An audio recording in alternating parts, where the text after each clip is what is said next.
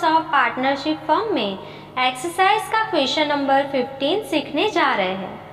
पूरा सम 100% समझने के लिए वीडियो को एंड तक देखें। एक भी एंट्री को स्किप ना करें वीडियो में, सो आप 100% सम को समझ पाएंगे। कौन से अकाउंट बनाने हैं वो अभी आपको लर्न हो गया होगा। मैं आपको रिमाइंड करवा देती हूँ क्विकली। तो पेज नंबर 1 जो है वो हमारा ट्रेडिंग अकाउंट होगा, ठीक है। अगर आपको ट्रायल बैलेंस में ट्रेडिंग अकाउंट दे दिया है और उस पर एडजस्टमेंट है कोई भी, तो हम कौन सा अकाउंट बनाएंगे? एडजस्टेड यानी रिवाइज ट्रेडिंग अकाउंट, ठीक है।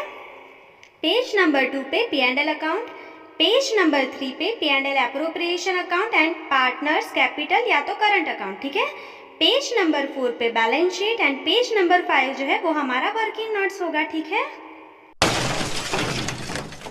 सम को शुरू करने से पहले टेक्स्ट बुक में एक्सरसाइज का क्वेश्चन नंबर 15 ओपन कर ले एंड पेंसिल को साथ में रखिए।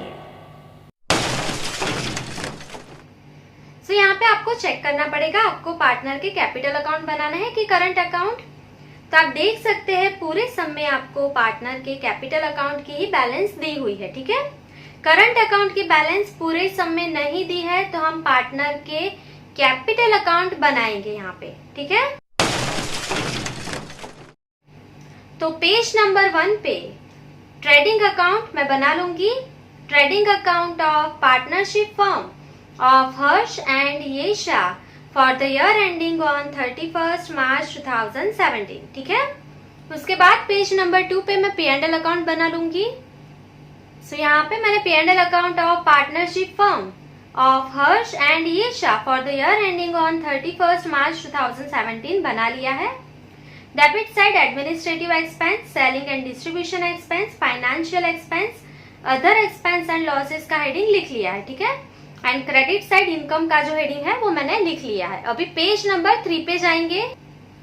पेज नंबर 3 पे मैंने P&L appropriation account of partnership firm of Harsh and Yesha for the year ending on 31 March 2017 ये बना लिया है। उसके बाद मैंने पार्टनर के कैपिटल अकाउंट बना लिए हैं। यहाँ पे करंट अकाउंट की बैलेंस नहीं दी है सो हमने कैपिटल अकाउंट बना लिया है, ठीक है। अभी पेज नंबर 4 पे जाएंगे। पेज नंबर 4 पे बैलेंस शीट मैंने बना ली है। Balance sheet of partnership firm of Harsh and Yesha as on 31 March 2017, ठीक है। कैपिटल एंड लायबिलिटीज साइड मैंने हेडिंग लिख लिया है capital account, reserves, non current liabilities and current liabilities, ठीक है। एसेट साइड हम non current assets, fix asset, investment and current assets का हेडिंग लिख लेंगे, ठीक है। यहाँ पे आपको वीडियो पॉज करके सारे जो अकाउंट्स हैं वो आपको ऐसे ड्रॉ कर लेने हैं, हेडिंग आपको लिख लेने हैं खुद से। अभी तक आपको सारे हेडिंग जो है वो लर्न हो गए होने चाहिए, ठीक है। सो अभी हम पेज नंबर 5 पे जाएंगे। सो पेज नंबर 5 हमारा वर्किंग नोट्स है, मैंने हेडिंग लिख लिया है। अभी हम एडजस्टमेंट रीड करते जाएंगे एंड कैलकुलेट करते जाएंगे, ठीक है। सबसे पहला जो एडजस्टमेंट है closing stock ₹10,000 out of which 50% has no market value, ठीक है। आपको क्या बोला है कि जो आपका क्लोजिंग स्टॉक है उसकी वैल्यू 10,000 है, उसमें से 50% जो है उसकी कोई भी मार्केट वैल्यू नहीं है, ठीक है। मतलब उसकी जो वैल्यू है वो डिक्रीज हो गई है। सो यहाँ पे हम लिख लेंगे एडजस्टमेंट नंबर 1 क्लोजिंग स्टॉक। ये आप डायरेक्टली भी कर सकते हैं, ये मैं उन लोगों के लिए दिखा रही हूँ जिसको नहीं समझ में आ रहा है। सो क्लोजिंग स्टॉक जो है वो 10,000 रुपीज का है, ठीक है। अभी उसकी मार्केट वैल्यू कम हो गई है, ठीक है। तो कितना डिक्रीज हुआ है? 50%, ठीक है। सो 10,000 का 50% क्या होता है? 5,000। सो ये जो वैल्यू है वो डिक्रीज हो गई है। तो अभी क्लोजिंग स्टॉक की वैल्यू कितनी है? 10,000 माइनस 5,000। सो अभी क्लोजिंग स्टॉक कितना है? 5,000 रुपीज का है, ठीक है। सो ये आपको मार्केट वैल्यू मिल गई है। अभी आपको दोनों में से कौन सी लेनी होती है? जो कम है वो, ठीक है। सो आप ऑब्वियसली देख सकते हैं 5,000 जो है वो कम वैल्यू है दोनों में से।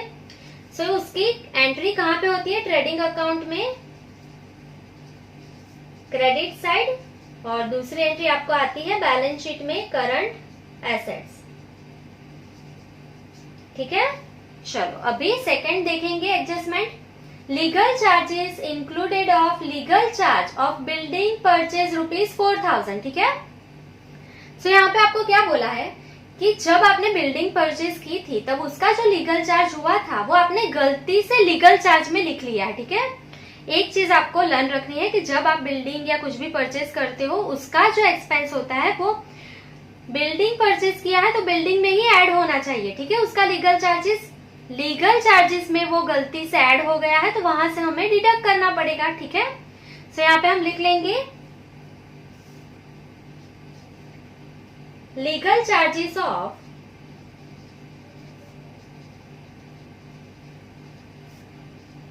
Building purchase is recorded to legal charges।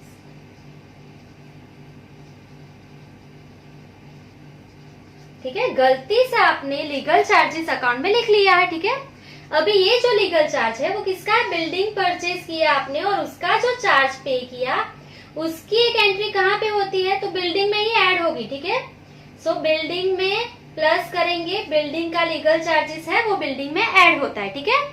गलती से लिख लिया लीगल चार्जेस अकाउंट में तो लीगल चार्जेस अकाउंट में क्या करेंगे, माइनस कर देंगे, ठीक है। सो क्या है अमाउंट 4000 रुपीज, ठीक है। सो ये बहुत ही इजी था। लीगल चार्जेस जो था बिल्डिंग परचेज का वो बिल्डिंग में ऐड होगा, गलती से लीगल चार्जेस में लिख लिया था तो वहां से माइनस कर दिया, ठीक है। सो आप बिल्डिंग पे लिख लेंगे adjustment number 2 and legal charges पे लिख लेंगे नंबर 2, ठीक है।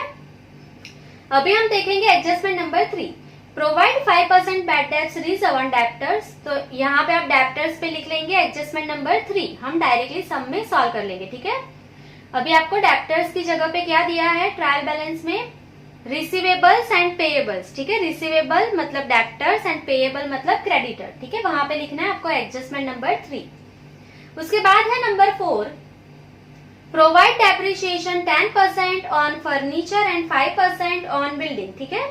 सो आपको डेप्रिसिएशन कैलकुलेट करना है फर्नीचर एंड बिल्डिंग में। पूरे सम में आप चेक कर लेंगे पहले फर्नीचर का परचेज, फर्नीचर या बिल्डिंग का सेल या उसका डेप्रिसिएशन जो है वो दिया है कि नहीं दिया है, उसके बाद ही आगे जाएंगे, ठीक है। सो पूरे सम में आप देखेंगे आपको फर्नीचर के साथ डेप्रिसिएशन ऑन फर्नीचर भी दिया है, ठीक है। ये पहले चेक करना है, उसके बाद ही आप डेप्रिसिएशन कैलकुलेट करेंगे। सो इस सम से हम डायरेक्टली बैलेंस शीट में ये सॉल्व कर लेंगे। तो furniture and depreciation on furniture दोनों को ऐड करना है, वो बैलेंस शीट में कर लेंगे हम, ठीक है। सो दोनों पे आप एडजस्टमेंट नंबर 4 लिखेंगे, furniture, depreciation on furniture and building पे भी लिख लेंगे नंबर 4, ठीक है। हम डायरेक्टली इसको बैलेंस शीट में सॉल्व करेंगे, यहाँ पे हम नहीं गिनेंगे इसको भी। चलो उसके बाद क्या दिया है अभी adjustment number 5, 1/3 share of patent and trademark is to be return off, ठीक है। आपको पैटर्न एंड ट्रेडमार्क को रिटर्न ऑफ करना है 1/3 शेयर उसका, ठीक है। सो यहाँ पे हम लिख लेंगे एडजस्टमेंट नंबर 5, रिटर्न ऑफ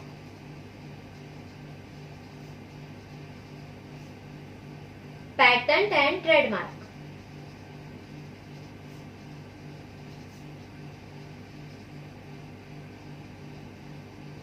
ठीक है। आपको रिटर्न ऑफ करना है 1/3 शेयर। तो आप अमाउंट देखेंगे कितनी है। सो पैटेंट आप देखेंगे ट्रायल बैलेंस में आपको दिया है 2700, उसका 1/3 आपको रिटर्न ऑफ कर देना है, ठीक है। सो कितनी अमाउंट आपको रिटर्न ऑफ करनी है 900।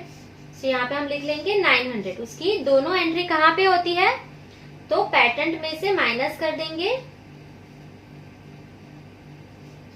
ठीक है। और दूसरी एंट्री कहाँ पे होती है, रिटर्न ऑफ करना है तो P&L में अदर एक्सपेंस में, ठीक है। डेप्रिसिएशन जैसा ही है ये।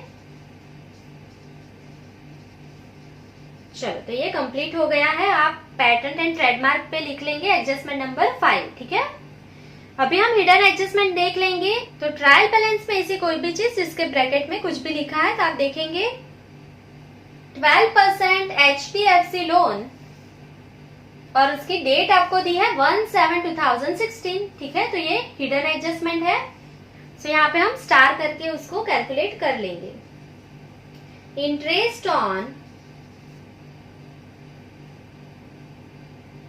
12% HDFC लोन, ठीक है।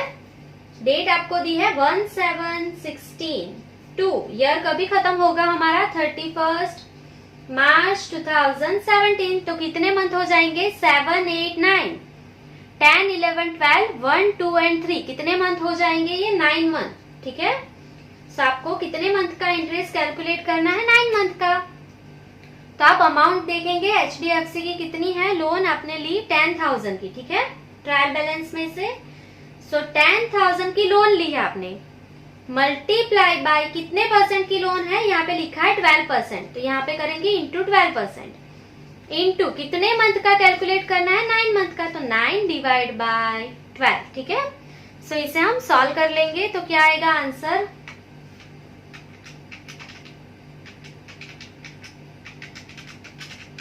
900 रुपीज। ठीक है, सो आपको इंटरेस्ट मिल गया है HDFC की लोन पे 900 रुपीज। इसकी दोनों एंट्री अभी आपको आनी चाहिए। अगर आपको इंटरेस्ट पे करना है, तो कोई भी इंटरेस्ट पे करना है तो कहाँ पे आता है, P&L में, फाइनेंशियल एक्सपेंस में, तो यहाँ पे लिख लेंगे P&L अकाउंट में फाइनेंशियल एक्सपेंस में।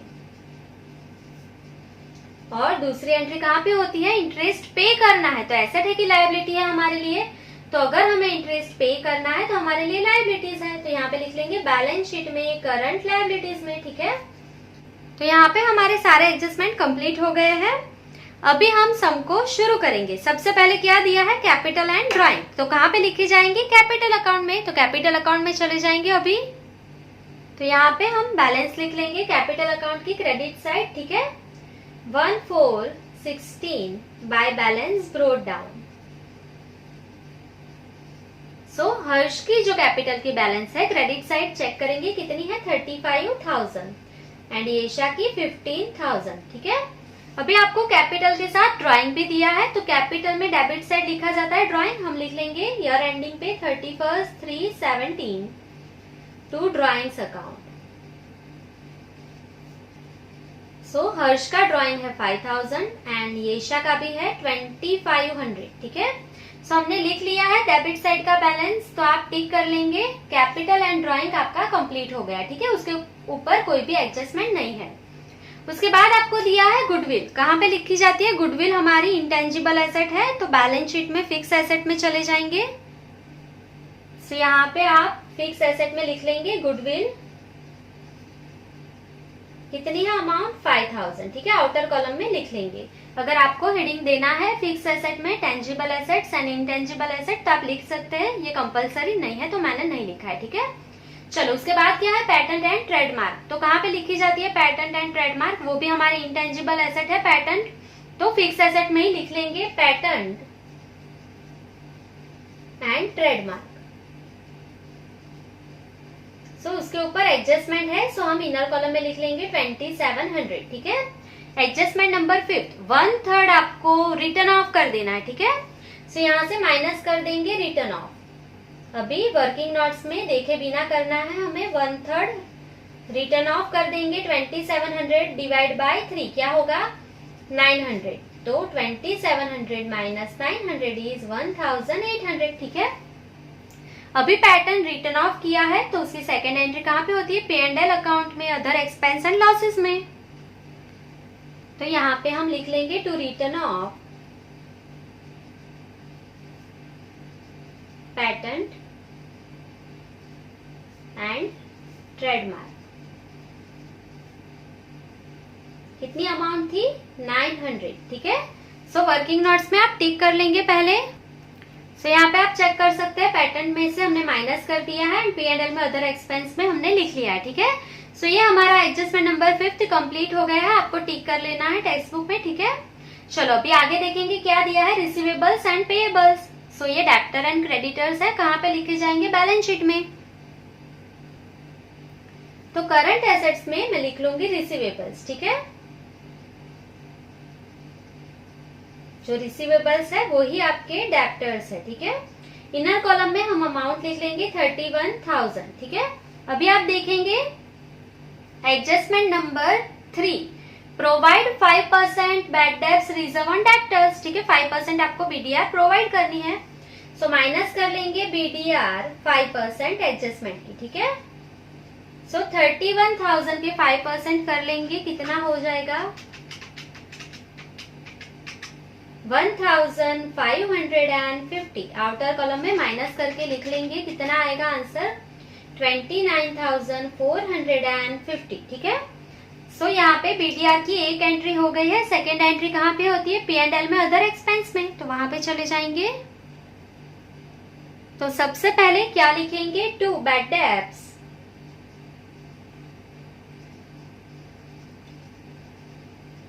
कौन सी लिखी जाती है, ट्रायल बैलेंस की। तो आप ट्रायल बैलेंस में डेबिट साइड चेक करेंगे, बैड डेब्ट्स कितनी दी हुई है आपको 1,500। ठीक है, प्लस बीडीआर एडजस्टमेंट की कितनी गिनी थी अभी हमने 1,550। ठीक है। सो बैड डेब्ट्स एडजस्टमेंट की नहीं है तो मैंने स्टेप को स्किप कर दिया, डायरेक्ट बीडीआर एडजस्टमेंट की ऐड कर लेंगे। ठीक है। सो आंसर क्या आएगा 3,050 माइनस बीडीआर, कौन सी, ट्रायल बैलेंस की माइनस होती है तो माइनस कर लेंगे। ट्रायल बैलेंस में क्रेडिट साइड आप देख लेंगे बीडीआर कितनी है, अमाउंट 2,000। ठीक है। सो माइनस करेंगे आउटर कॉलम में 1,050। ठीक है। सो अभी जो है आपका एडजस्टमेंट नंबर 3 कंप्लीट हो गया है, आप टिक कर लेंगे। अभी हमें रिसीवेबल्स के साथ क्या दिया है, पेएबल्स मतलब क्रेडिटर, तो बैलेंस शीट में लिख लेंगे उसको। पेएबल्स अमाउंट कितनी है उसकी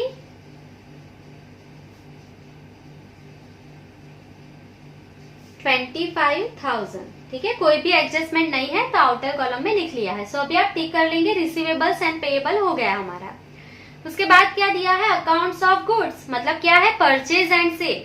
गुड्स के अकाउंट मतलब डेबिट साइड जो होगा वो परचेज है, क्रेडिट साइड जो है वो सेल है। ठीक है। तो ट्रेडिंग अकाउंट में चले जाएंगे। तो परचेज को लिखने से पहले ओपनिंग स्टॉक लिख लेंगे। ठीक है। सब में आप देख लेंगे 2 ओपनिंग स्टॉक। सो आप चेक कर लेंगे कितना है ओपनिंग स्टॉक 6,000। ठीक है, ये पहले लिख लेंगे, उसके बाद ही लिखेंगे परचेज। ठीक है। टू परचेज जो डेबिट साइड दिया है आपको अकाउंट्स ऑफ गुड्स, उसमें डेबिट साइड जो है वो परचेज है, कितनी है 40,000। ठीक है।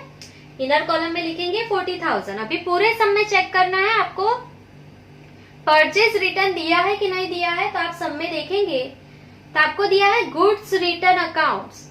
गुड्स रिटर्न जो है वो क्रेडिट साइड जो है वो परचेज रिटर्न है, डेबिट साइड जो होती है वो सेल्स रिटर्न की होती है। ठीक है। जिसको नहीं लर्न रह रहा है वो क्या करेंगे, परचेज की डेबिट बैलेंस होती है तो परचेज रिटर्न की कौन सी होगी, क्रेडिट। ठीक है। सो क्रेडिट साइड की जो अमाउंट है वो माइनस कर देंगे 5,000। ठीक है। सो 40,000 माइनस 5,000 इज 35,000। ठीक है। चलो अभी हम वापस से ऊपर देखेंगे क्या दिया है, अकाउंट्स ऑफ गुड्स, उसकी क्रेडिट साइड जो बैलेंस है वो क्या है, सेल। सो यहाँ पे लिख लेंगे क्रेडिट साइड बाय सेल्स। कितनी है अमाउंट 89,250। ठीक है। अभी माइनस सेल्स रिटर्न, कौन सी बैलेंस होगी, सेल की क्रेडिट, तो सेल्स रिटर्न की डेबिट बैलेंस कितनी है 7,500। सो माइनस कर लेंगे, आउटर कॉलम में कितना आ जाएगा 81,750। ठीक है। सो यहाँ पे आपका अकाउंट्स ऑफ गुड्स कंप्लीट हो गया है, उसके साथ गुड्स रिटर्न अकाउंट्स भी कंप्लीट हो गया। ठीक है, टिक कर लेंगे आप। उसके बाद आपको दिया है मशीन्स ऑफिस के। सो आपके पास मशीनरी है तो आपके लिए फिक्स एसेट है, तो बैलेंस शीट में चले जाएंगे। तो फिक्स एसेट में हम लिख लेंगे मशीनरी, अमाउंट कितनी है उसकी 15,000। कोई भी एडजस्टमेंट नहीं है, आउटर कॉलम में लिख लेंगे। ठीक है। चलो उसके बाद क्या दिया है आपको, ओपनिंग स्टॉक, वो हो गया है हमारा। उसके बाद है फर्नीचर। फर्नीचर फिक्स एसेट है, यहीं पे लिखी जाएगी, इनर कॉलम में लिख लेंगे फर्नीचर, क्या है अमाउंट 3,000। ठीक है। सो एडजस्टमेंट क्या है उसका, प्रोवाइड डेप्रिसिएशन 10% ऑन फर्नीचर। ठीक है, पर आपको मैंने बोला है कि फर्नीचर पे डेप्रिसिएशन है, सो हम यहीं पे ऐड करेंगे। ठीक है, प्लस डेप्रिसिएशन ट्रायल बैलेंस का कितना है 300, इसको ऐड करेंगे तो क्या आ जाएगा 3,300। ठीक है। ट्रायल बैलेंस का डेप्रिसिएशन आप ऐड करते हो तो फर्नीचर की कॉस्ट वैल्यू आपको मिल जाएगी, ये जो आई कॉस्ट वैल्यू है। ठीक है। कॉस्ट वैल्यू में से माइनस करेंगे डेप्रिसिएशन एडजस्टमेंट का। ठीक है। सो एडजस्टमेंट में कितना परसेंट आपको कैलकुलेट करना है? डेप्रिसिएशन 10%। किसका 10% करेंगे? 3300, ठीक है, कॉस्ट वैल्यू जो है उसका। सो 3300 का 10% माइनस करेंगे तो आउटर कॉलम में क्या आ जाएगा? 2970, ठीक है। सो फर्नीचर पे डेप्रिसिएशन कैलकुलेट कर लिया है हमने। उसकी सेकेंड एंट्री कहाँ पे होगी? P&L में, अदर एक्सपेंस एंड लॉसेस में। सो यहाँ पे हम लिख लेंगे टू डेप्रिसिएशन ऑन फर्नीचर कितनी अमाउंट आई थी? 330, ठीक है। आपको जो ट्रायल बैलेंस में डेप्रिसिएशन दिया है वो ऐड करेंगे तो कॉस्ट वैल्यू मिलती है, और SLM से डेप्रिसिएशन कॉस्ट वैल्यू पे ही कैलकुलेट होता है, ठीक है।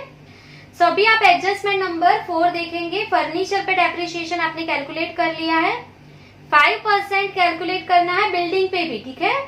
सो पहले बिल्डिंग लिख लेंगे, उसके बाद हम आगे जाएंगे, ठीक है। बिल्डिंग पे डेप्रिसिएशन कैलकुलेट कर लेंगे तो हमारा एडजस्टमेंट नंबर 4 कंप्लीट हो जाएगा।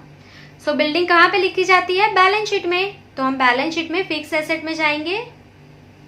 सो फिक्स एसेट में हम लिख रहे हैं बिल्डिंग। कितनी है अमाउंट? 46,000, ठीक है। बिल्डिंग की अमाउंट कितनी है? 46,000। अभी उस पे एडजस्टमेंट नंबर 2 है, वो देख लेंगे कि लीगल चार्जेस जो है बिल्डिंग का वो 4000 है, ठीक है। तो लीगल चार्जेस बिल्डिंग में ऐड होता है, बिल्डिंग का ही है तो प्लस करेंगे लीगल चार्जेस। कितना है? 4000। तो 46,000 प्लस 4000 50,000, ठीक है। अभी आपको ये कॉस्ट वैल्यू मिल गई है बिल्डिंग की, ठीक है। कॉस्ट वैल्यू कितनी है? 50,000। उस पे आपको डेप्रिसिएशन कैलकुलेट करना है 5%, ठीक है। अगर आप 46,000 पे गिनेंगे तो वो गलत हो जाएगा। बिल्डिंग जो है उसमें सारे एक्सपेंसेस ऐड हो जाते हैं, उसके बाद आपको कॉस्ट वैल्यू मिलती है। अभी उसमें आप डेप्रिसिएशन कैलकुलेट कर सकते हैं 5%। सो यहाँ पे लिखेंगे माइनस डेप्रिसिएशन 5%। सो 50,000 का 5% क्या होगा? 2500, ठीक है। सो माइनस कर लेंगे, आउटर कॉलम में क्या आ जाएगा? 47,500, ठीक है। सो ये हमारा बिल्डिंग पे डेप्रिसिएशन कंप्लीट हो गया है। अभी हम कहाँ पे लिख लेंगे सेकेंड एंट्री? P&L में अदर एक्सपेंस में लिख लेंगे 2500, ठीक है, टू डेप्रिसिएशन ऑन बिल्डिंग।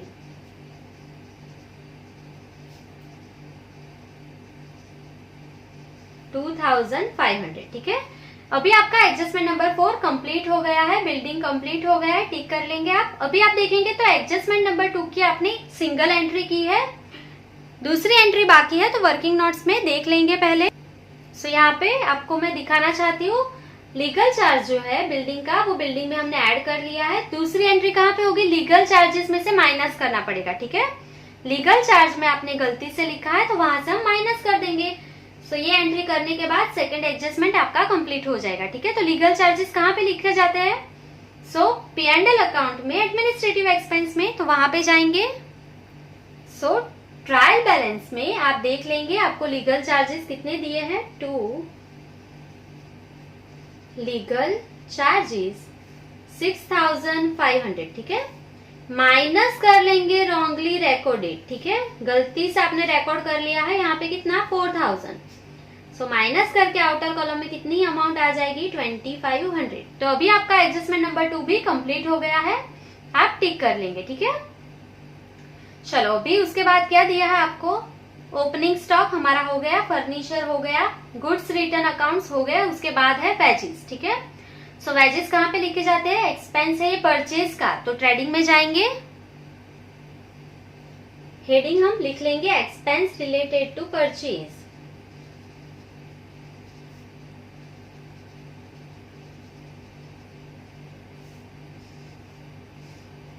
चलो क्या दिया है हमें? वेजेस, ठीक है। तो यहाँ पे लिख लेंगे 2 वेजेस, ये परचेज का एक्सपेंस है।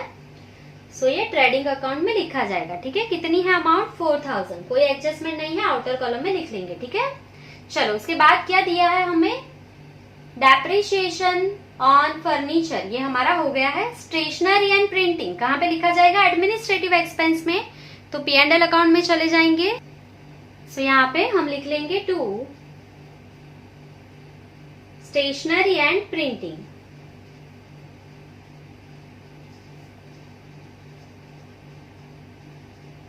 क्या है अमाउंट? 1550, ठीक है। चलो उसके बाद क्या है, बिल्डिंग वो हमारा हो गया है, लीगल चार्जेस हो गया है, उसके बाद है कैश बैलेंस। कहाँ पे लिखा जाएगा, बैलेंस शीट में, करंट एसेट में। तो करंट एसेट में लिख लेंगे कैश बैलेंस। कितनी है अमाउंट, 300। ठीक है, चलो उसके बाद क्या है, रेलवे फ्रेट। रेलवे फ्रेट जो है वो परचेज रिलेटेड एक्सपेंस है, तो कहाँ पे लिखेंगे, ट्रेडिंग अकाउंट पे लिखेंगे, debit side to railway freight.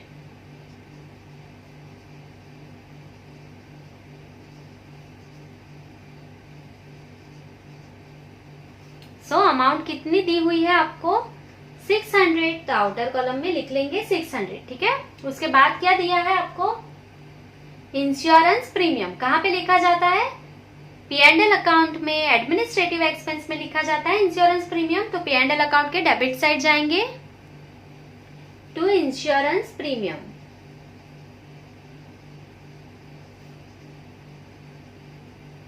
कितनी है अमाउंट, 1150। ठीक है, चलो उसके बाद क्या दिया है आपको, बिल्स। बिल्स कहाँ पे लिखे जाते हैं, बैलेंस शीट में। तो बैलेंस शीट में जाएंगे, बिल्स रिसीवेबल जो है वो एसेट है, सो एसेट में लिखेंगे bills receivable. Bills receivable asset है, एसेट की कौन सी बैलेंस होती है, डेबिट। तो बिल्स रिसीवेबल की भी कौन सी बैलेंस होगी, डेबिट बैलेंस। सो आपको कितनी अमाउंट दी है, डेबिट साइड 4000। सो यहाँ पे लिख लेंगे 4000। ठीक है, एंड बिल्स पेएबल हमारी लायबिलिटीज है, सो यहाँ पे लिख लेंगे करंट लायबिलिटीज में बिल्स पेएबल। उसकी क्रेडिट बैलेंस होती है, कितनी है क्रेडिट साइड अमाउंट, 2500। ठीक है, सो बिल हो गए हैं, आप टिक कर लेंगे। उसके बाद आपको दिया है पोस्टेज एक्सपेंस। ठीक है, पोस्ट का जो एक्सपेंस हुआ है वो आप कहाँ पे लिखते हैं, एडमिनिस्ट्रेटिव में। ठीक है, तो कहाँ पे जाएंगे, P&L अकाउंट के डेबिट साइड। तो एडमिनिस्ट्रेटिव एक्सपेंस में लिख लेंगे टू पोस्टेज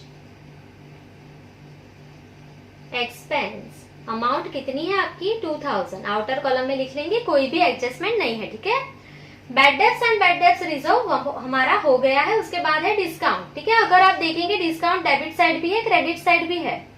सो जो डेबिट साइड का डिस्काउंट है वो हमारा एक्सपेंस है।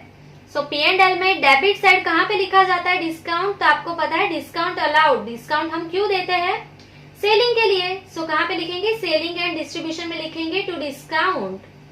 ये कौन सा है, अलाउड, जो हमने दिया है, तो हमारे लिए एक्सपेंस है। तो डेबिट साइड कितना दिया है, 750। ठीक है, अभी आप देखेंगे क्रेडिट साइड जो है वो हमारी इनकम होती है, हमें डिस्काउंट मिला, तो क्रेडिट साइड लिखेंगे P&L में बाय डिस्काउंट रिसीव्ड। ठीक है, ये डिस्काउंट हमें मिला है, कितनी अमाउंट है, 1500। ठीक है, चलो ये हमारा डिस्काउंट हो गया है। अभी क्या बोला है, स्टैम्प ऑन हैंड। ठीक है, आपके पास स्टैम्प है तो ये आपके पास एसेट है। अगर आपके पास स्टैम्प है तो आपके लिए एसेट है। कौन सी एसेट होती है, करंट एसेट होती है। ठीक है, सो बैलेंस शीट में जाएंगे, करंट एसेट में लिख लेंगे स्टैम्प्स ऑन हैंड। सो कितने रुपीस के आपके पास स्टैम्प है, डेबिट साइड आप देखेंगे 150। ठीक है, अभी आपको दिया है बैड डेब्ट्स रिटर्न उसके साथ ही। तो बैड डेब्ट्स अगर आपको पास्ट में हुई थी, वो पैसा आपको रिटर्न मिला है आज, तो पैसा आपको वापस मिलेगा, तो आपके लिए क्या है, इनकम है। सो इनकम कहाँ पे लिखी जाती है, P&L के क्रेडिट साइड। तो P&L अकाउंट में जाएंगे, क्रेडिट साइड पे हम लिख लेंगे बाय बैड डेब्ट्स रिटर्न। ठीक है, ये पैसा आपको रिटर्न मिला है, कितना रुपीस आपको रिटर्न मिला है, 1250। ठीक है, चलो उसके बाद क्या दिया है, 12% HDFC लोन। कहाँ पे लिखी जाएगी, लॉन्ग टर्म की लायबिलिटीज है, तो ये हम बैलेंस शीट में नॉन करंट लायबिलिटीज में लिखेंगे 12% HDFC लोन। ठीक है, अमाउंट कितनी है उसकी, 10,000। अभी हम वर्किंग नोट्स में उसका इंटरेस्ट की अमाउंट जो है वो देख लेंगे।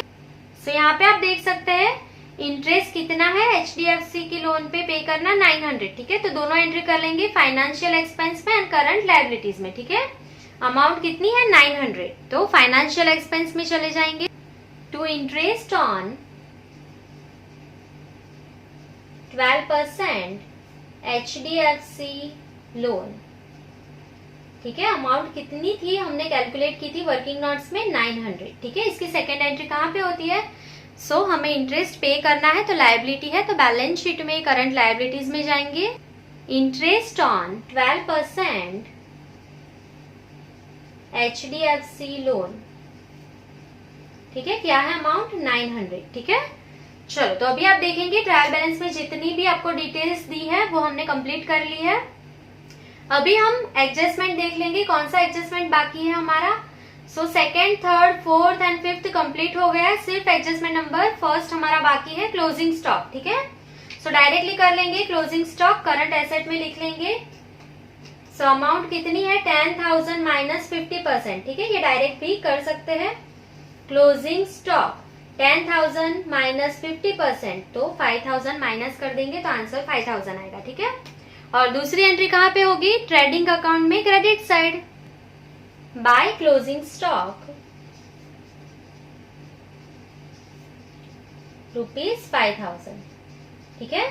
सो यहाँ पे आपके सारे एडजस्टमेंट कंप्लीट हो गए हैं। अभी हम अकाउंट्स क्लोज कर देंगे, ट्रेडिंग अकाउंट से शुरू करेंगे। आप देख सकते हैं क्रेडिट साइड का जो टोटल है वो ज्यादा है, ये अमाउंट कम है, तो क्रेडिट साइड का टोटल करेंगे 81,750 प्लस 5,000। सो टोटल कितना आएगा आपका 86,750, ठीक है, 86,750। उसमें से डेबिट साइड का अमाउंट जो है वो माइनस करते जाएंगे, 6,000, 35,000, 4,000 एंड 600। सो क्या आएगा आपका आंसर 41,150। ये P&L में क्रेडिट साइड जाएगा, तो ये क्या है, प्रॉफिट है।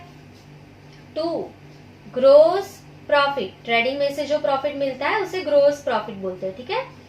कहाँ पे लेके जाएंगे, P&L अकाउंट में, ठीक है। सो P&L अकाउंट के क्रेडिट साइड जाके लिख लेंगे 41,150 gross profit by gross profit.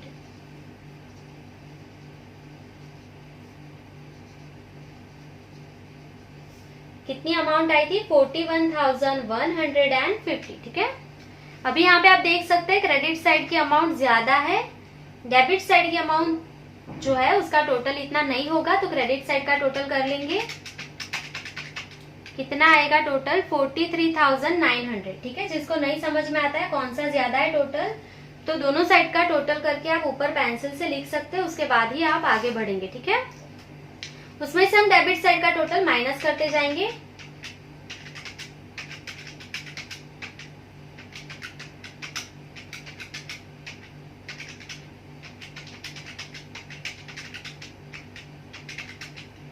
सो आपको क्या आंसर मिलेगा 30,270। ये जो आया वो P&L एप्रोप्रिएशन के कौन से साइड जाएगा, क्रेडिट साइड, तो इसे क्या बोलेंगे, प्रॉफिट, ठीक है।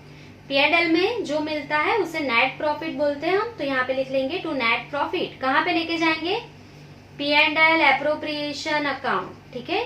चलो तो अभी एप्रोप्रिएशन अकाउंट में क्रेडिट साइड लिख लेंगे नेट प्रॉफिट 30,270। सो यहाँ पे आप देख सकते हैं P&L एप्रोप्रिएशन अकाउंट में कुछ भी नहीं आया है, तो आप ये स्किप भी कर सकते हैं। आप directly divisible profit P&L account में ही ढूंढ सकते हैं, ठीक है। मैं रिपीट कर रही हूँ, P&L एप्रोप्रिएशन अकाउंट में कोई भी एडजस्टमेंट की एंट्री नहीं है, तो आप इसे स्किप करके P&L अकाउंट में ही डिविजिबल प्रॉफिट ढूंढ सकते हैं। पर बोर्ड एग्जाम में आपको पता नहीं होगा कि एडजस्टमेंट है कि नहीं है, उसको देखने के लिए टाइम आपका ज्यादा जाएगा, तो उससे अच्छा है कि आप ये अकाउंट बना ले एंड स्टेप बाय स्टेप ही आगे बढ़े, तो गलती नहीं होगी आपकी, ठीक है। तो आपका टाइम भी बचेगा ऐसे। So step by step he calculate करेंगे। यहाँ पे मैं वैसे ही दिखाऊंगी, बना के ही दिखाया है मैंने, ठीक है, एप्रोप्रिएशन अकाउंट। सो अभी हम क्या लिख लेंगे, बाय नेट प्रॉफिट। कितना आया था 30,270, ठीक है। तो यहाँ पे टोटल लिख लेंगे 30,270।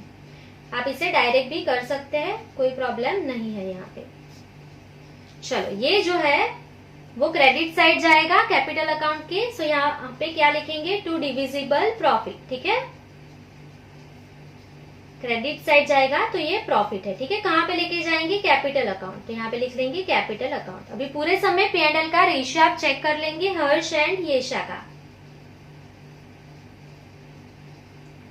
सो फर्स्ट लाइन आप पढ़ेंगे तो आपको P&L रेशियो दिया है कि नहीं दिया है। सो आपको कहीं पे भी P&L रेशियो नहीं दिया है, फर्स्ट लाइन सेकेंड लाइन में भी नहीं दिया है। सो आप क्या लिख लेंगे यहाँ पे, 1:1, ठीक है, इक्वली डिस्ट्रीब्यूट कर देंगे। 30,270 डिवाइडेड बाय 2, तो क्या आएगा आपका आंसर 15,135, ठीक है। सो हर्ष एंड येशा को प्रॉफिट मिल जाएगा आधा आधा, ठीक है। तो ये हम क्रेडिट साइड लिख लेंगे कैपिटल अकाउंट की 31/3/2017 बाय डिविजिबल प्रॉफिट, ब्रैकेट में क्या लिखेंगे, कहां से लाए, P&L एप्रोप्रिएशन अकाउंट, ठीक है।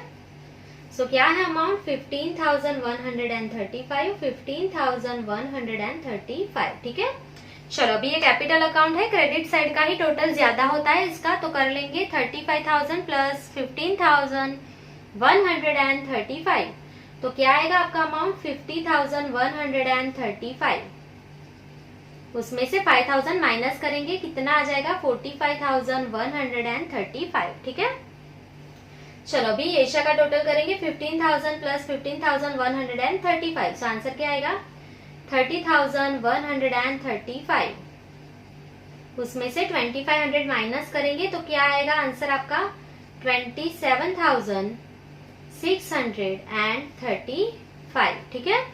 चलो तो ये जो आपको मिला है वो क्लोजिंग कैपिटल है, यहाँ पे लिख देंगे टू बैलेंस क्रेडिट डाउन, ठीक है। ये आपको क्लोजिंग कैपिटल मिल गई है। सो बैलेंस शीट में जाके हर्ष की अमाउंट 45,135 एंड येशा की अमाउंट 27,635 लिख लेंगे। सो यहाँ पे कैपिटल अकाउंट का हेडिंग हमने लिखा है, सबसे पहले हर्ष एंड येशा। सो हर्ष की क्लोजिंग कैपिटल कितनी आई थी 45,135 एंड येशा की 27,635, ठीक है। सो दोनों का टोटल कर लेंगे अभी हम 45,135, 27,635, सो क्या आएगा आंसर 72,770, ठीक है। सो अभी हम कैपिटल साइड का टोटल कर लेंगे।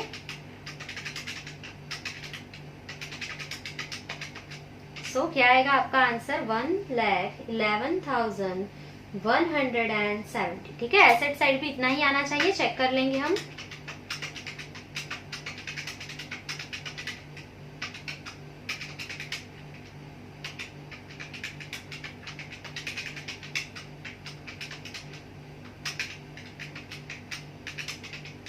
आप देख सकते हैं एसेट साइड भी आपका आंसर आ गया है 1,11,170। सो आपकी बैलेंस शीट टैली हो गई है, यहाँ पे दोनों साइड इक्वल आंसर आ गया है, ठीक है। सो यहाँ पे आपका क्वेश्चन नंबर 15 कंप्लीट होता है। आई होप कि आपको सारे एडजस्टमेंट समझ में आ गए होंगे। अभी कुछ कुछ एंट्री आप खुद से भी कर सकते हैं, ऐसी प्रैक्टिस आप शुरू कर दीजिए सम की।